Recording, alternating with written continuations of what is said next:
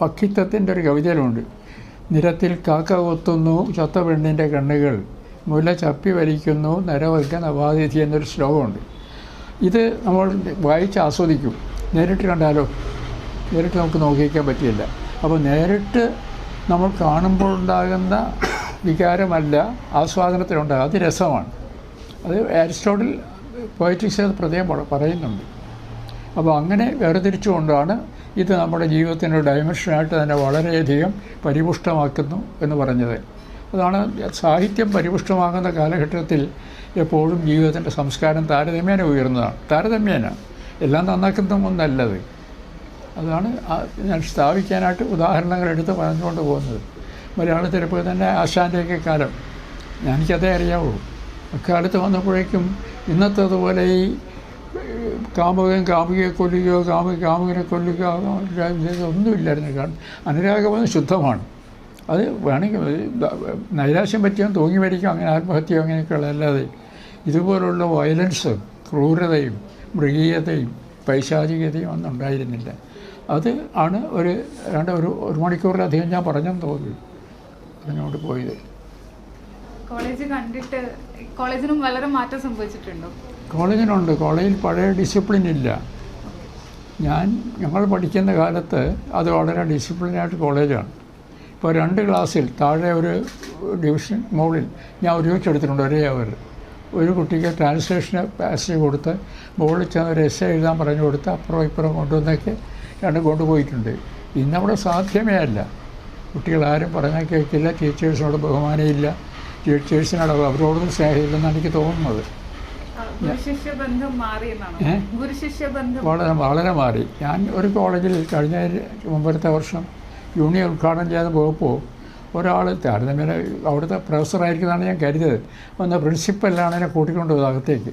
അപ്പോൾ പ്രിൻസിപ്പലിൻ്റെ ഈ ഷർട്ടിന് പിടിച്ചിട്ട് നല്ല ചെത്ത് തുണിയാണല്ലോ എന്ന് പറയുന്നുണ്ട്. ചെത്ത് ഷർട്ടാണ്, ഇങ്ങനൊരു വാക്കാണ് ചോദിച്ചത്. അപ്പോൾ ഞാൻ ചോദിച്ച ആൾ ഏത് ഡിപ്പാർട്ട്മെൻറ്റിലാണ്? അയാൾ സ്റ്റുഡൻ്റാണെന്ന് പറഞ്ഞു. അപ്പോൾ ഇതൊക്കെ ഇങ്ങനെ ബന്ധങ്ങൾ മാറിയിരിക്കുന്നു. ഈ ക്യാമ്പസ് പൊളിറ്റിക്സ് ആണോ ഇങ്ങനെ ഈ ക്യാമ്പസ് പൊളിറ്റിക്സ് ദൂഷിച്ചതിൻ്റെ ഭാഗമാണ്. ക്യാമ്പസ് പൊളിറ്റിക്സ് നല്ലതാണ്. ഇപ്പോൾ ഞാൻ പഠിച്ചിരിക്കുന്ന കാലത്ത് സ്വാതന്ത്ര്യ സമരം നടന്നുകൊണ്ടിരിക്കുകയാണ്.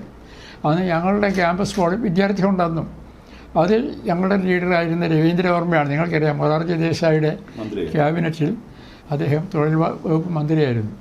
രവീന്ദ്രവർമ്മ 14ാമത്തെ വയസ്സിൽ അന്ന് ESLC ആണ്, ഫസ്റ്റ് റാങ്കിൽ ജയിച്ച ആളാണ്. ഇൻ്റർമീഡിയറ്റിന് 3rd ഗ്രൂപ്പ് എടുത്ത് ഫസ്റ്റ് റാങ്ക് ജയിച്ച ആളാണ്. അന്ന് ഓണേഴ്സിന് പഠിക്കണമല്ല അറസ്റ്റ് ചെയ്തത്. അവരുടെ പ്രസംഗമൊക്കെ ടീച്ചേഴ്സ് വരെ വന്നിരിക്കും. അറിവുണ്ടായിരുന്നു, സംസ്കാരം, നന്മ. അങ്ങനെ അറസ്റ്റ് ചെയ്തപ്പോൾ ആദ്യം പ്രസ്താവന ഇറങ്ങിയത് മഹാത്മാഗാന്ധിയാണ്. ഗാന്ധി പറഞ്ഞെനിക്ക് ഇയാൾ അറിയാൻ ചെറുപ്പക്കാരന് മിടുക്കനാണെന്നൊക്കെ. ആ പോളിറ്റിക്സ് മാറിപ്പോയി. അത് ഞാൻ വിദ്യാർത്ഥിയായി BSc പഠിക്കുന്ന കാലത്ത് തന്നെ കുറേ മാറാൻ തുടങ്ങി. ഞാനതിൽ പങ്കെടുത്ത ആളാണ്. പങ്കെടുത്ത് അവിടുത്തെ ഒരു കോളേജ് യൂണിയൻ മത്സരിച്ച് ഞാൻ ജയിക്കുകയും ചെയ്തു. പക്ഷേ അന്ന് പ്രയാസമായിരുന്നു. റിപ്പബ്ലിക്കൻ വിരുദ്ധ ദിനം ആചരിച്ചിരുന്നുണ്ട് 1950. അന്ന് റിപ്പബ്ലിക്കൻ വിരുദ്ധ ദിനം ഞാൻ അനുഭവിക്കുന്നു. ഞാനന്ന് കോളേജ് യൂണിയൻ്റെ ചെയർമാനായിരുന്നു. ഞാൻ അനുകരിക്കില്ലെന്ന് പറഞ്ഞു. ഡോക്ടർ അംബേദ്കർ ഉണ്ടാക്കിയ എനിക്ക് ഞാൻ മനസ്സിലാക്കിയെടുത്തോളം ഞാനതിനോട് യോജിക്കുന്ന ആളാണെന്നത്. അങ്ങനെ അന്ന് ഞാൻ പോയി അതിനെതിരായിട്ടൊക്കെ എന്നെ എതിരായിട്ട് അവിടെ മുഴുവൻ തേടി പറയും, തല്ലിയില്ലെന്ന് മാത്രമേ ഉള്ളൂ. ഇപ്പോഴത്തെ ഈ അധ്യാപകരുടെ രാഷ്ട്രീയമില്ലേ, അധ്യാപകരുടെ രാഷ്ട്രീയം, അത് ഈ വിദ്യാർത്ഥികളുടെ അധ്യാപകരുടെയും രാഷ്ട്രീയം കൂടുന്നത് കൊണ്ടുള്ള ഉണ്ടായിരിക്കാം. അത് നിങ്ങളെപ്പോലുള്ള ഒബ്സർവേഷനാണ് പറയേണ്ടത്. രാഷ്ട്രീയത്തിന് അതീതമായിട്ട് തന്നെ വിദ്യാർത്ഥി ജീവിതത്തിലും അധ്യാപകരുടെ ജീവിതത്തിലും ഈ ദുഷിപ്പ് കടന്നു വന്നിട്ടുണ്ട്.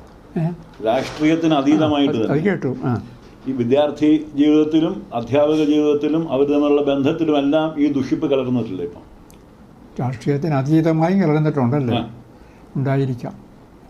ദുഷിപ്പ് ഒരു സ്ഥലത്ത് തുടങ്ങിയാൽ അത് പല സ്ഥലത്തേക്കും വ്യാപിക്കും. നന്മ വ്യാപിക്കില്ല, ദോഷമാണ് വ്യാപിക്കുന്നത്. പൊതുവെ ഈ സമൂഹത്തിൽ ഇപ്പം മലയാളികളുടെ സമൂഹത്തിൽ ഇപ്പം പൊതുവെ അസഹിഷ്ണുത വളരെ കൂടുതലാണ്.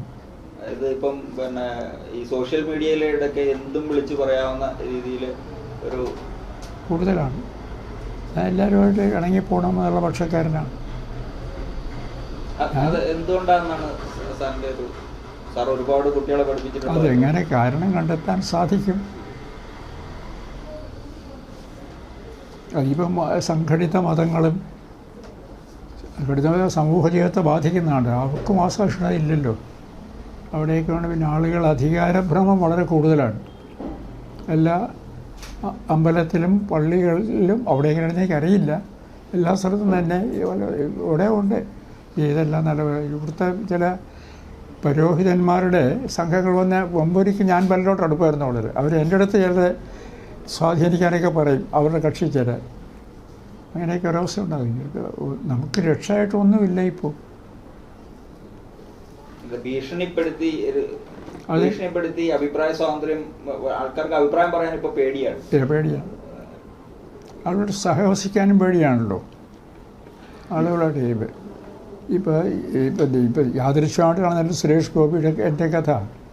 അത് സുരേഷ് ഗോപിയുടെ അമ്മയുടെ പേര് ജ്ഞാനലക്ഷ്മി എന്നാണ്. ഞാൻ സ്കൂളിൽ പഠിപ്പിച്ചിട്ടുണ്ട് 1 വർഷം. അന്ന് എൻ്റെ ഏറ്റവും നല്ല സ്റ്റുഡൻസ് ഒരാളായിരുന്നു ആ കുട്ടി. അത് മരിക്കുന്നവരെ എന്നെ വിളിച്ചുകൊണ്ടിരുന്നു. കുറച്ച് കാലമേ ആയുള്ളൂ. അതറിഞ്ഞിട്ട് ഞാൻ തിരുവനന്തപുരം ചെയ്തപ്പോൾ സുരേഷ് ഗോപി എന്നെ കണ്ടു വന്ന് ബഹുമാനിച്ച് വീട്ടിൽ വിളിച്ചിട്ട് ഈ ഭക്ഷണം കഴിപ്പിച്ചു. ഞാൻ തിരെ കഴിച്ചോളൂ. ഞാനും നമ്മുടെ ഡയറക്ടർ സേതു മാധവനും ഉണ്ടായിരുന്നാണ്. അതിനൊരു നല്ല. പിന്നെ എന്നെ കാണാൻ അവിടെ വന്നപ്പോൾ പെട്ടെന്ന് ഈ കോവിഡിൻ്റെ കാലമായതുകൊണ്ട് അകത്ത് കയറാൻ കണ്ടിട്ട് പോയി. അപ്പോൾ അയാൾക്കൊരു അവാർഡ് കൊടുക്കണമെന്ന് പറയുന്നതിൽ ഞാൻ ഒരു നിമിത്തം മാത്രമാണ്.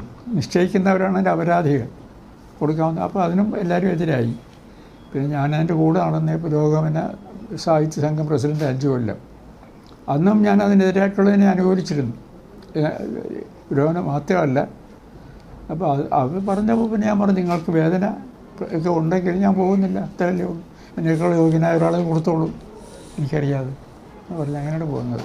അപ്പോൾ അത്രത്തോളം അത് വളർന്നിരിക്കുന്നു. നമ്മുടെ ഈ തുമ്മിയാൽ തിരക്കുന്ന മൂക്കല്ലല്ലോ ഒരിക്കലും ആദർശം എന്ന് പറയുന്നത്.